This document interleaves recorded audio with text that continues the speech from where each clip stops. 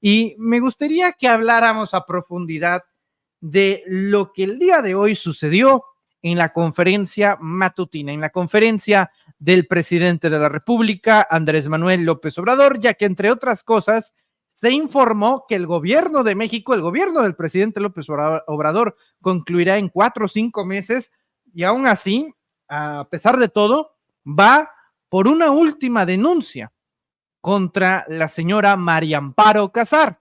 María Amparo Casar, que en estos momentos se desempeña como periodista, como trabajadora del Estado mexicano, en unos momentos entraremos a detalles sobre esa situación. María Amparo Casar es la cabeza, la lideresa de Mexicanos contra la Corrupción. Mexicanos contra la Corrupción, pues es, entre otras cosas, usted ya lo sabe, el mecanismo de presión que utiliza Claudio X González, fundador de Mexicanos contra la Corrupción y la Impunidad, para presionar a gobiernos a cambio de convenios publicitarios, de fideicomisos, de dinero, del erario. Punto, no hay más. Eso es Mexicanos contra la Corrupción. Y hoy en la mañanera, el presidente López Obrador le solicitó al director de Pemex, Octavio Romero Oropeza, que informara sobre la situación de esta señora, ya que María Amparo Casar habría solicitado una pensión post-mortem que no le correspondía desde 2004 y que, entre otras cosas, eso le estaría generando costos millonarios a los mexicanos. Vamos a escuchar, si les parece, primero las declaraciones del director de Pemex, Octavio Romero Oropeza, y le damos con todo y le entramos sin máscaras a la información. Este es un caso importante porque el 7 de octubre el señor Carlos Fernando Márquez, que era coordinador de asesores de la Dirección de Administración de Pemex, falleció al caerse de una ventana del piso 12 del edificio A. Derivado del fallecimiento, su cónyuge María Amparo Casar es la jefa directora, la cabeza de la institución, o no sé cómo se le llamaría, Mexicanos a Favor de la Corrupción. Ella es la que encabeza a Mexicanos a Favor de la Corrupción y ella solicita en ese entonces el pago de seguro, la ayuda de gastos funerarios, la pensión post-mortem, la pensión para sus hijos y para ella. Aquí hay que señalar que todo esto fue antes de que hubiera un dictamen pericial. Los directivos de Pemex le dieron tratamiento de accidente, omitiendo esperar el dictamen pericial del Ministerio Público, que finalmente resolvió que había sido un suicidio. Por cierto, esta señora, junto con un intelectual mexicano, Aguilar Camín, en aquel entonces visitaron al procurador del Distrito Federal para pedirles que modificaran el dictamen, que no apareciera suicidio, sino que apareciera accidente, para que procediera el pago tanto del seguro como de la jubilación. Bueno, finalmente se resolvió que fue suicidio. Sin embargo, en Pemex omitieron eso, los funcionarios, y lo dieron como accidente y procedió el pago del seguro y procedieron las pensiones. Bueno, ¿qué hicimos? Se solicitaron las copias certificadas a la Fiscalía General de la Ciudad de México. Al estudiarlas, el dictamen pericial determina que no hay ejercicio de acción penal. Ninguna persona privó de la vida al señor Fernando Márquez, porque él se quitó la vida voluntariamente, se suicidó. Entonces, al verificarse que este señor intencionalmente se privó de la vida, se suspendieron ya de inmediato las prestaciones que habían estado reconociéndose y pagándose a favor de la señora María Amparo Casar y se realizaron ya las denuncias correspondientes contra quienes participaron. Entonces, hay diversas acciones en trámite. porque estamos intentando recuperar los montos indebidamente pagados, que son estimados en más de 31 millones de pesos, así como fincar responsabilidades a servidores públicos involucrados. Este es un caso importante porque es un caso de corrupción encabezado por quien dice combatir la corrupción o quien encabeza a los mexicanos. Ellos dicen que son a favor en contra de la corrupción, en realidad son a favor de la corrupción. Salvador Dalí tenía toda la razón al negarse a vivir en México, ya que siempre argumentaba que se negaba a vivir en un país que resultara más surrealista que sus pinturas. Quiero leerles un tuit de Nancy Flores, periodista de investigación. Ustedes ya la conocen, no necesita ninguna especie de introducción. Un abrazo, Nancy. Nancy Flores tuiteó esta mañana: cobrar pensión vitalicia del erario de Pemex sin tener derecho a ello podría configurar varios delitos de corrupción. El más obvio es el fraude contra la hacienda pública, pero también habría tráfico de influencias y daño patrimonial. Así, Mario Amparo Casar y Mexicanos contra la Corrupción. Eventualmente sigue tuiteando Nancy y dice en otro tuit: a los oligarcas y conservadores no les gustan las pensiones de adultos mayores ni las del Fondo de Pensiones del Bienestar. Las que sí les gustan son las de los expresidentes Vicente Fox y Felipe Calderón, y la que Pemex pagaba hasta febrero a María Amparo Casar, de Mexicanos contra la Corrupción. Y Nancy se desató porque escribe también en un tercer tuit sobre este caso: el caso de Mario Amparo Casar es emblemático.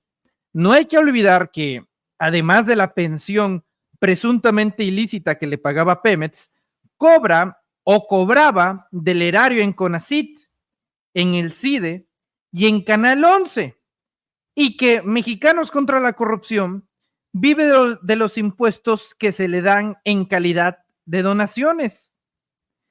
Otro dato importante es que en el sexenio de Fox, María Amparo Casar era coordinadora de asesores de Santiago Krill Miranda, entonces secretario de Gobernación.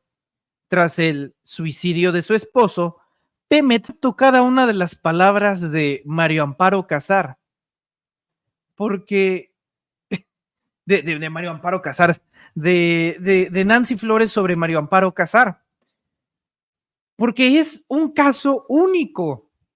La señora cobraba una pensión de Pemex subsidiada por los impuestos de los mexicanos, es decir, de nosotros.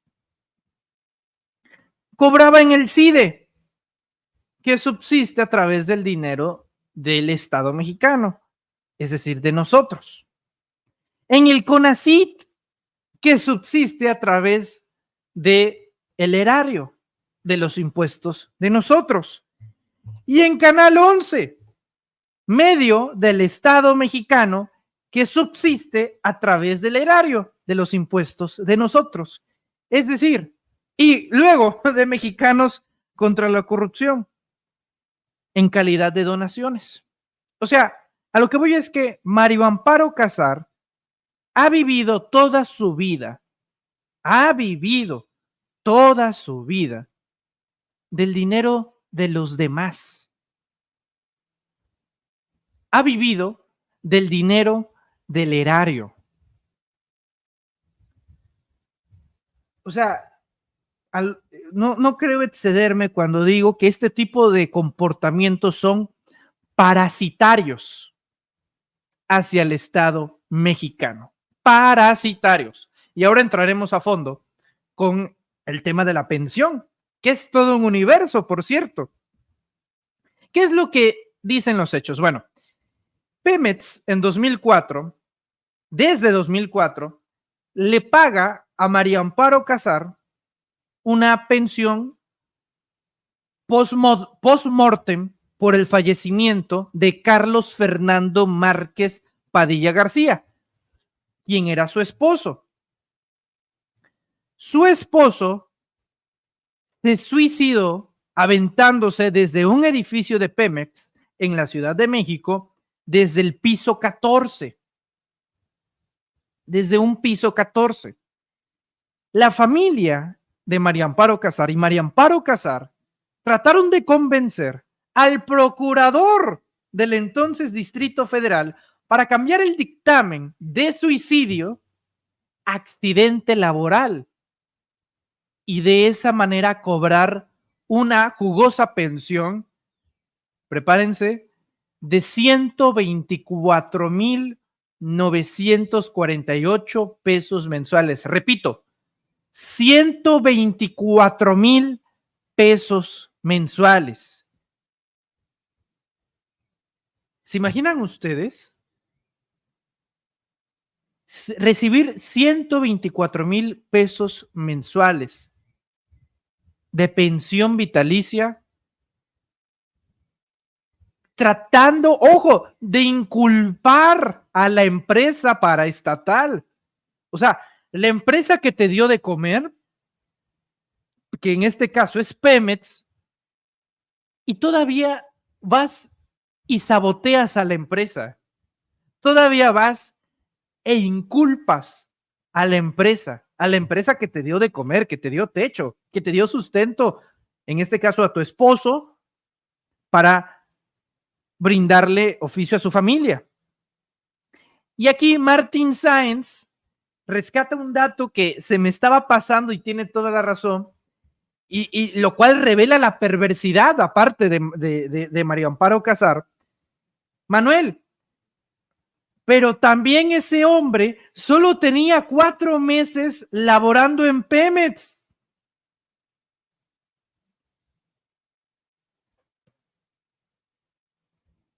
A ver, quiero hacer un Vox Populi del chat. ¿Cuántos de los que nos están viendo en pantalla trabajan en Pemex? Alcen la mano. ¿A cuántos trabajadores petroleros están viendo en este momento el programa? Manifiéstense. Quiero saber si hay algún miembro de Pemex aquí Sin Máscaras, y que me digan también cuánto tiempo llevan laborando en la empresa. ¿Cuántos petroleros que estén viendo el programa están laborando en Pemex y cuántos petroleros llevan en la empresa, ¿no? Ok, Yolanda Castillo dice, yo y mi esposo jubilados de Pemex. Bueno, muchos me están diciendo que yo no trabajo en Pemex. Bueno, por eso pregunté quiénes sí. Yo trabajé 2 años en la refinería de Salamanca. Yo no, y llevo 23 años en la empresa. Ok. Pensionada de Pemex. Ok. Mira, lo que dice Nancy, no puedes gozar de prestaciones si ni siquiera 6 meses y un día. Aquí puro desprivilegiado, dice Nathan Jiménez. Tampoco se crean que ser trabajador de Pemex es la quinta maravilla, ¿eh? Dice, yo soy jubilada.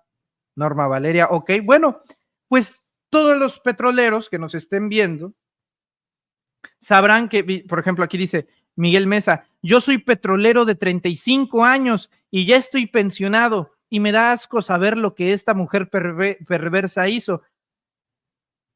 Es que a eso vamos. Cuando este señor, el señor Carlos Fernando Márquez Padilla García, decide quitarse la vida, decide suicidarse, uno, ya no era esposo de María Amparo Casar, ya se había divorciado. 2, trataron de cambiar un dictamen, lo cual es un delito, Lo cual es un delito. 3, con 4 meses laborando en Pemex, o sea, en cuatro meses uno ya se hace de una pensión de 122,000 pesos. Uno se pregunta, ¿verdad? Hace uno los números, va sumando desde 2004 los 122,000 pesos mensuales y llega, o sea, 2004 es 2024, 20 años después. Por ejemplo, fíjense aquí, gracias Delia Ortiz, te envío un fuerte abrazo y gracias por compartirnos tu experiencia. Delia Ortiz dice, yo soy pensionada por viudez y recibo 3,200 pesos mensuales. Gracias Delia por compartirme este dato. Hagamos matemáticas. Los 124,000 pesos de Mario Amparo Casar menos los 3,200 pesos de Delia Ortiz. O sea, para que nos demos una idea, la diferencia es de 120,800 pesos. Y este señor llevaba 4 meses trabajando en Pemex. Bueno, hicieron un escándalo. O sea, hoy en los medios de comunicación, en cuanto salió esta sección de la mañanera, por aquí María Lagunes también me comparte su experiencia, dice, mi mamá tiene pensión por viudez de 2,000 pesos. O sea, si nos damos cuenta el desequilibrio, 2,000 pesos, 3,000 pesos, otros son de 4,000 pesos. Por ejemplo, aquí Lalo Alanis dice, mi esposa trabajó 15 años y ni a Dios le dieron. Yo cobro una pensión de 3,600 pesos al mes por trabajar 30 años. O sea, imagínense, es descomunal. Es un acto de corrupción masivo. Y durante 20 años, esta señora se llevó a sus bolsillos 31 millones de pesos. 31 millones de pesos. Y todavía tienen el descaro, tienen la osadía, la sinvergüenza de pasearse hoy por todos los medios de comunicación a decir, pasé de víctima a culpable. Chequen nada más cómo lo trataron el tema hoy con Ciro Gómez Leiva, en donde entrevistaron a María Amparo Casar. Escuchen. 2004. Y ahora resulta que paso de ser víctima de una injusticia, porque en efecto desde el 15 de febrero se suspendió mi pensión de viudez, y desde luego pues estoy demandando eso y ahora paso a ser la delincuente. En el libro de Gracias del presidente, la página 100, para ser más específico, sí, trata el caso y dice un cúmulo no de imprecisiones, sino de mentiras. Dice que me reuní con su procurador Batis, Bernardo Batis, entonces procurador del Distrito Federal, para pedirle que alterara el acta y que el accidente de Carlos Márquez Padilla, mi esposo por 30 años, fue suicidio y un accidente, con el fin de que yo pudiera cobrar el seguro que no paga Pemex y después la pensión que sí paga Pemex. La he recibido durante 20 años, desde el 2005 hasta, bueno, casi 20 años, hasta el 15 de febrero, y ahora resulta que, según él, yo fui con Batis, puse mis influencias y logré que cambiaran el acta de la Procuraduría. ¿Sí tuviste esa reunión con Batis? No lo conoces. ¿Perdón? ¿No tuviste nunca una reunión con Bernardo Batis? Jamás, lo que es más, jamás he asistido a la Procuraduría del Distrito Federal en mis 40 años de carrera profesional. Es absolutamente falso, ¿sí? Es falso que Pemex haya pagado el seguro de vida, que sí se pagó. Lo pagó una compañía extranjera con quien Pemex tiene un convenio. Lo pagó la aseguradora, no Pemex. Lo que sí paga Pemex, eso es cierto, la prima. Paga la pensión. Es vitalicia, es un derecho imprescriptible e irrenunciable. Y te digo, ahora paso de víctima a delincuente, ¿sí? Me parece que no solamente por la gravedad del caso, por la gravedad, pues para mí, emocionalmente, de lo que fue ese episodio, ese accidente, para mí y para mis hijos, ¿sí? Sino porque además está faltando a la verdad. ¿Por qué? Bueno, pues porque Mexicanos contra la Corrupción, y te consta aquí, Ciro, que nunca callamos como momias durante el sexenio de Peña Nieto. Lo que es más, el presidente usa nuestras investigaciones para hablar de la corrupción en el viejo régimen, como él dice, pero ahora que le tocó que lo vigiláramos a él, pues no le gusta. Eso de que su fuerte no es la venganza, pues yo lo pongo en entredicho. Y bueno, fíjense cómo son las cosas, para que vean cómo opera la vida. En México existe el Internet a finales de los 80s, principios de los 90s, y empezó a ser más común a partir de los 2000s. A partir del nuevo milenio, a partir de los 2000s, México innova con los medios electrónicos.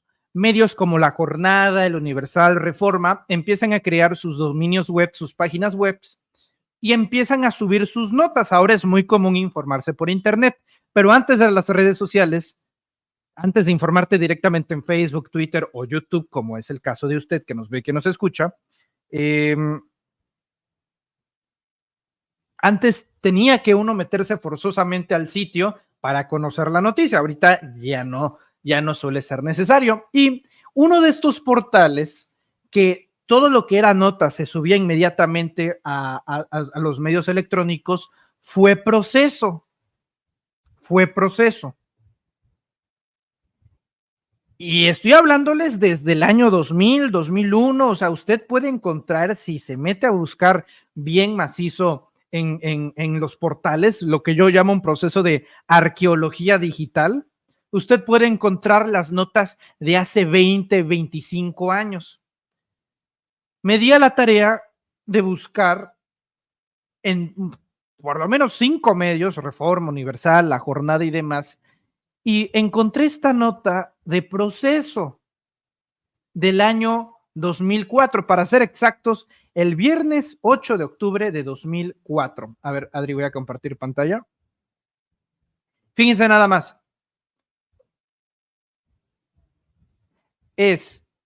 Se suicida importante funcionario de Pemex. Aquí está la fecha, Viernes 8 de octubre de 2004. Es decir, desde el 2004, Proceso manejó esta situación como suicidio. Vamos a leer la nota. Carlos Márquez fue exesposo de María Amparo Casar, jefa de asesores de Krill. Pemex lamentó el fallecimiento del coordinador de asesores de la Dirección Corporativa de Administración, Carlos Fernando Márquez Padilla, quien, según la paraestatal, cayó desde el 12º piso del edificio A del Centro Administrativo de Pemex. A ver, vamos a quitar a Dalila. Saludos a Dalila. Entonces, fíjense nada más, para ese entonces el propio Pemex reconoció esto como suicidio. Pemex reconoció que cayó desde el 12º piso del edificio A del Centro Administrativo de Pemex. Según un comunicado de prensa, el occiso era un empleado de planta, pero además de ser trabajador de confianza, Márquez Padilla fue exesposo de María Amparo Casar, jefa de asesores del secretario de Gobernación Santiago Krill y empleado directo del director corporativo de administración Octavio Aguilar Valenzuela, hermano del actual vocero de la presidencia en esos entonces, Rubén Aguilar, que ustedes acordarán que Rubén Aguilar era este cuate que decía lo que el presidente Fox quiso decir, eso. Ese era Rubén Aguilar. En el comunicado narra que alrededor de las 9 de la mañana se reportó el lamentable fallecimiento de Márquez Padilla, de 54 años. Informó que el personal de seguridad acordonó el área para tomar medidas necesarias y dio parte a la 9ª agencia del... Y, caray, aquí se acaba la nota. No sé por qué. A ver. Del...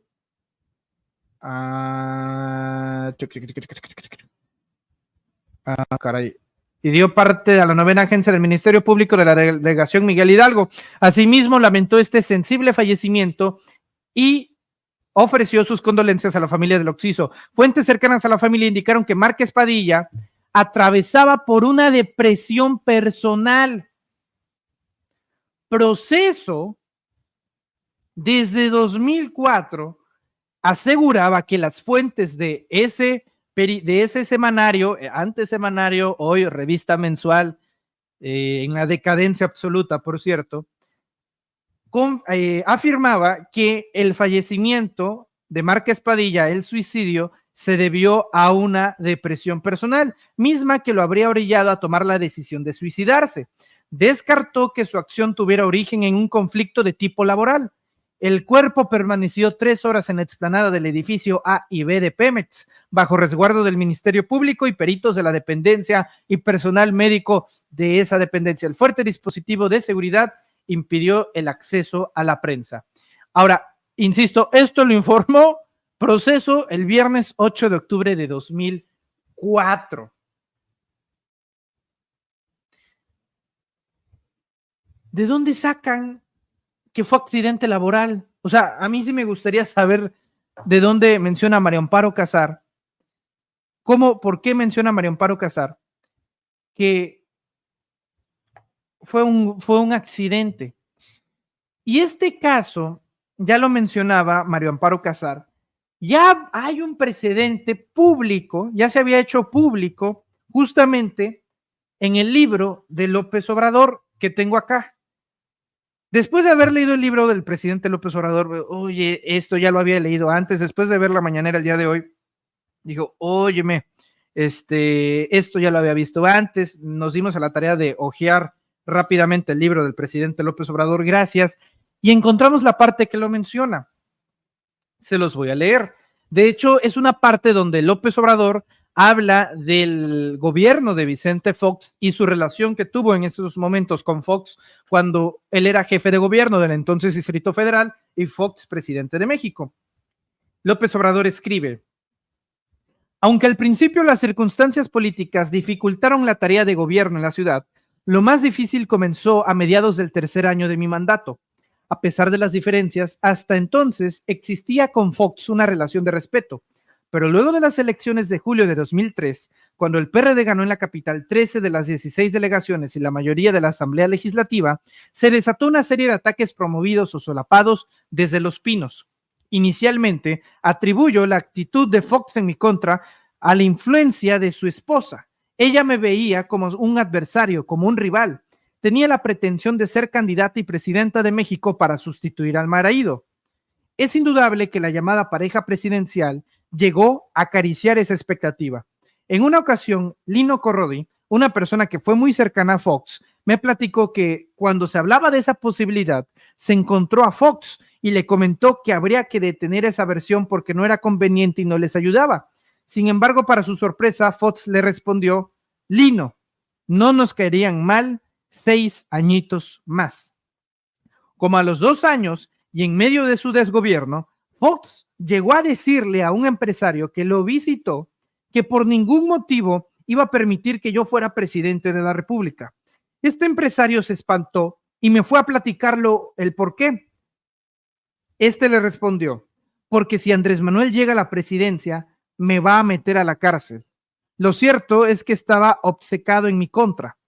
La mayor parte de su gobierno se dedicó a dañarme, a cerrarme el paso. Es más, él mismo lo decía en reuniones que tenía los lunes en Los Pinos con los dirigentes del PAN. Andrés Manuel no va a pasar, aunque yo tenga que bloquearlo, tirármele a los pies como a los jugadores de fútbol americano. Él se dedicó realmente a eso. Lo demás fue continuar con la misma política económica y perder el tiempo en frivolidades. A ver, aquí me llegó un mensajito privado. Ok. De esta misma versión se desprende una serie de ataques a finales de 2003. Por ejemplo, viene el asunto del paraje de San Juan. De súbito, un juez ordenó que debíamos pagar 1,810 millones de pesos de indemnización a Enrique Arcipreste del Abrego por un terreno que el gobierno había expropiado en la época de Salinas. Se trataba de un predio supuestamente de 294 hectáreas. Esto nos generó una discrepancia de fondo con el Poder Judicial. En la mentalidad de muchos abogados, si un juez, un magistrado, la Suprema Corte resuelven que se pague una indemnización millonaria, debe acatarse la ley, aunque el proceso haya sido fraudulento. Sin embargo, en este tipo de juicios siempre había casos de corrupción. Mucha gente demandaba pagos de terreno que no existían y la autoridad judicial obligaba al gobierno a indemnizar cuando era evidente la estafa. Un ejemplo de ello es el litigio que se presentó sobre un predio donde estaba construida la Escuela Nacional de Antropología en Historia, en Cuicuilco. A ese terreno lo bautizamos como el predio volador, porque no existía realmente y un presunto afectado exigía el pago de 150 millones de pesos. Pero no solo se dan esos casos. Cuando fui jefe de gobierno, un asambleísta del PAN, Federico Doring, quien ahora es diputado, me mandó a decir con la Secretaría de Turismo y con el secretario de Gobierno que le bajaba a los ataques en mi contra si un juicio que llevaba en la Procuraduría General de Justicia del Distrito Federal por un pleito entre un abogado amigo suyo y las herederas del señor Samuel Curian se resolvía a favor de su amigo. En realidad, el abogado litigante quería cobrar por la vía penal honorarios que, según las herederas, ya se le habían pagado y en todo caso era un asunto de carácter civil. ¿Por qué convertir un juicio civil en uno penal? Porque cuando hay una querella, cuando hay un pleito por dinero, $4 millones en ese caso, por la vía civil tarda muchísimo y no hay mecanismos de presión. No meten a la cárcel al acusado. Pero cuando se trata de un juicio penal, lo pueden meter a la cárcel de inmediato. Y eso obliga al acusado a pagar rápido. En pocas palabras, él querría que el procurador Bernardo Batis torciera la ley para favorecer a su recomendado. Esa era la negociación para dejarme de atacar. Es obvio que lo mandé al carajo. Es un personaje inmoral, como lo son la mayoría de los dirigentes del PAN, iguales o peores que los del PRI, y por eso no les tengo ningún respeto. Pobres las personas de clase media que fueron engañadas por estos vivales que se las dan de gente decente y hasta de santurrones, y que son en realidad unas lacras.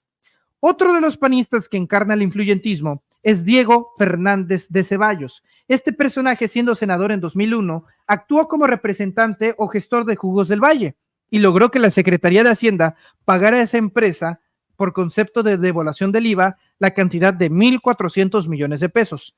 Y aquí viene la parte a la cual se refiere Andrés Manuel López Obrador y María Amparo Casar.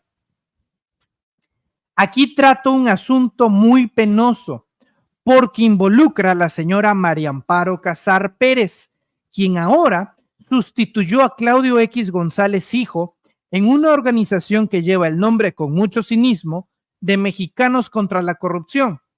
Resulta que el 7 de octubre de 2004, el esposo de la señora Casar, Carlos Fernando Márquez Padilla García, se suicidó tirándose desde un edificio de Pemex en la Ciudad de México.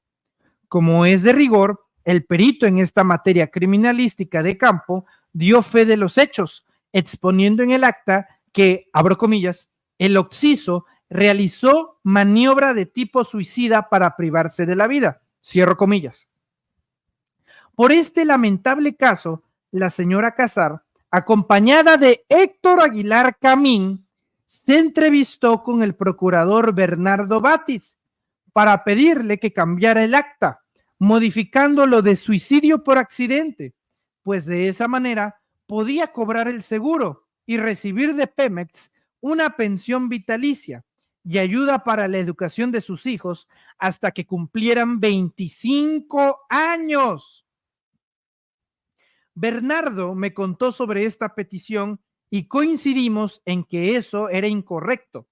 Sin embargo, el influyentismo se impuso, porque aun cuando no tenía derecho ni al seguro ni a otras prestaciones en virtud de que en caso de suicidio solo se aplicaban las recompensas cuando el trabajador o servidor público llevaba durante más de 2 años y el finado apenas tenía una antigüedad de 4 meses en la empresa. Tanto el banco como Pemex pagaron absolutamente todo.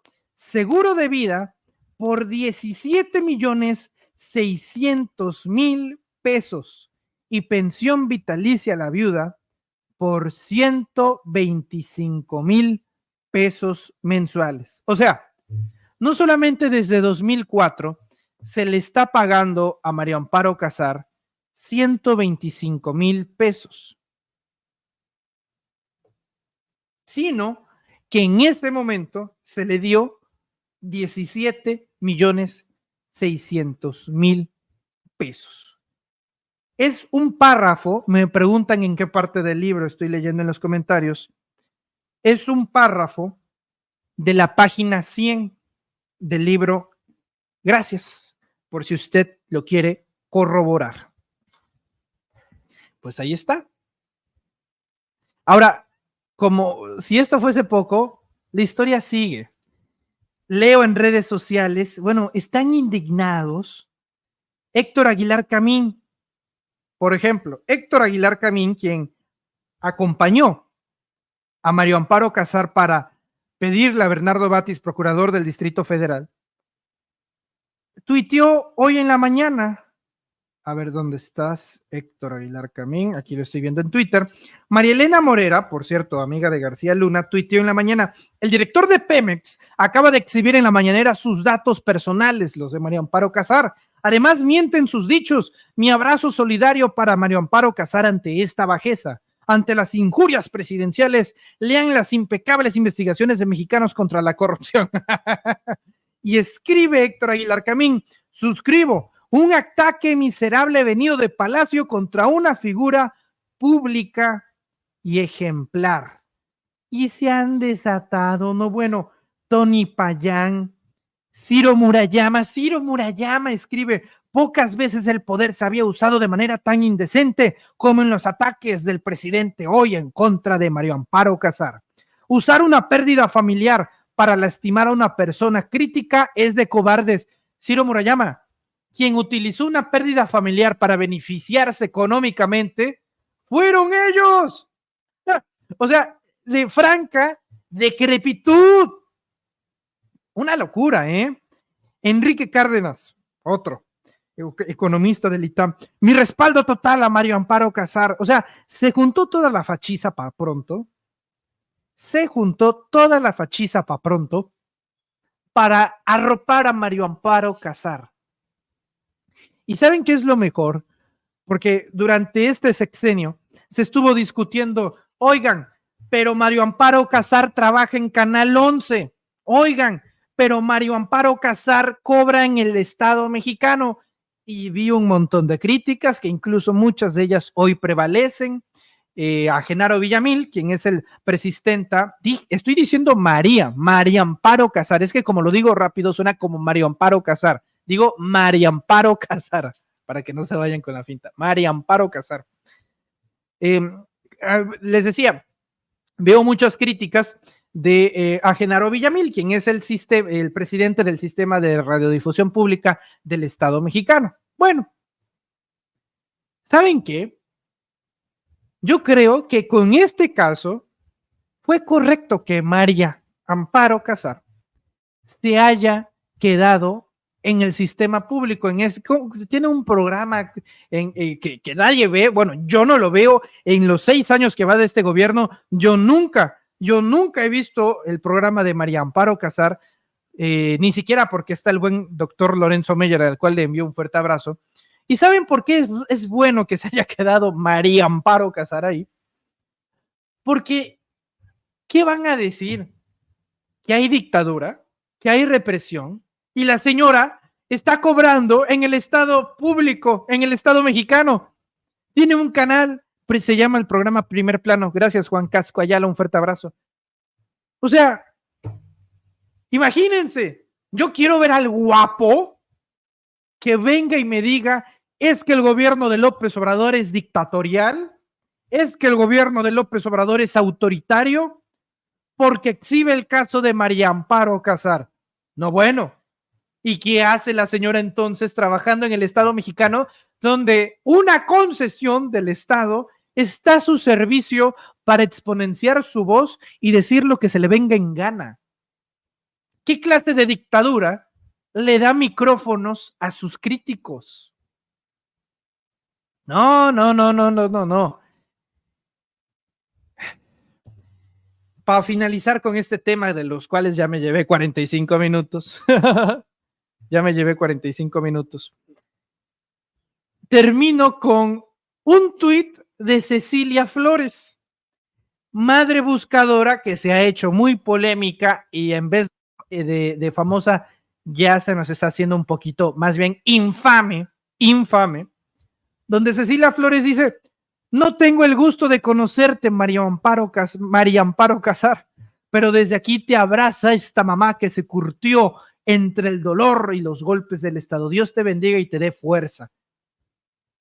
Y hablando justamente de Cecilia Flores, resulta que publicó un video en donde dice lo siguiente: al presidente López Obrador, a Martí Batres, a todos los que se sintieron ofendidos por el hallazgo del crematorio clandestino en la Ciudad de México, no entienden la magnitud del problema y se van por la salida fácil de la descalificación, como que si con eso arreglaran algo.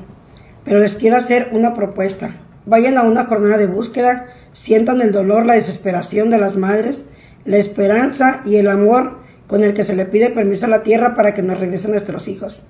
Participen en una jornada de búsqueda. Si al terminar la jornada siguen pensando que es un montaje, que es traficar o que pues es por cuestiones electorales, en ese momento no vuelvo a alzar la voz. Pero vayan ustedes para que sepan lo que ocurre en este México. Y si no es conmigo, con cualquier otra madre. Pero ustedes que tomen las decisiones. Es urgente que caminen entre las madres buscadoras. Les va a cambiar los prejuicios, esa visión errada que tienen y los va a sensibilizar. Dios los bendiga. Todo el Estado contra una madre buscadora que solo lucha por la verdad de dónde están sus hijos, de encontrarlos otra vez. Y todo el Estado ocultando una verdad que necesitamos que salga a la luz para que nuestros hijos vuelvan a casa. Ese fue el mensaje que compartió Cecilia Flores, quien, por cierto, Denise Merker, yo sé que hay algunos que no les gusta el periodismo de Denise Merker.